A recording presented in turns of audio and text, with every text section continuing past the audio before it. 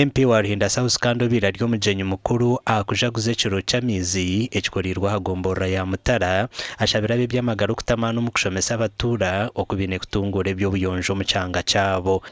Twagana n'emyaka mingi konka we are reckless took 5 amaizi nonyereryo wareba omukazi wamukunda you don't use protection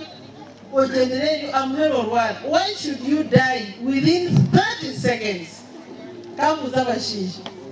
ekikwazibira kuzwala kondo muliki obwira okunda ibyo nabyo n'ibindi biri kubireta nubwo uko umushinja ntubasa kucanya guresha gama yawe ushanga misho gahinduka ushange ngo umushinja wo gwakuretera kutanaka mwe n'ubwo bwinji watunga ibyo bintu byona bituri kwetanga ni achuta tax konka ijemetu munogireba sinengandi biza tukebera he arho icyoma cyo kukebera mizi ikindi district isibe kuba yine konka Mitooma cyo busasi icyoma kirushengi. Mukuru wa district ya Mitooma ayirekero kwatwaho ahabwo borofo burkweyongera mu district tukubaza kuza kunaba ebigere utakanabira hanji amisho so wanabira amisho uregwe bihozi byahwamu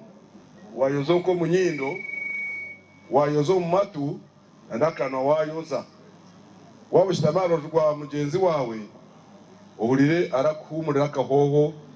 kitari kinuko astire gomboreji niyo nko emwe magombora make etine mashanyarazi a headquarter kandi miruka mingi majority of parishes ekikondo cy'amashanyarazi twakakirebaga kandi ojimanya honarebo ngo kubatwirene bakumanyisa tugeze ukingo mwana turiyo nutandika cooperative union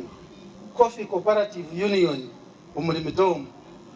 kugira ngo mwana tureke kuguguza ahabe yinje ahabo kuba twatanise na deputy speaker binente kateka yo kugira ngo cooperative zezo kuzakukora then turete cyoma ikiri kugukaranga.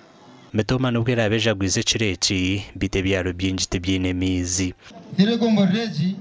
niyo mbagombora make etine miza headquarter kandi na parishes nyingi nazo tuzikarebaga amiza gabakwetaga pipe ninga gravity water. Amakuru agagasha kwa Ben umuhozo muri Mitooma.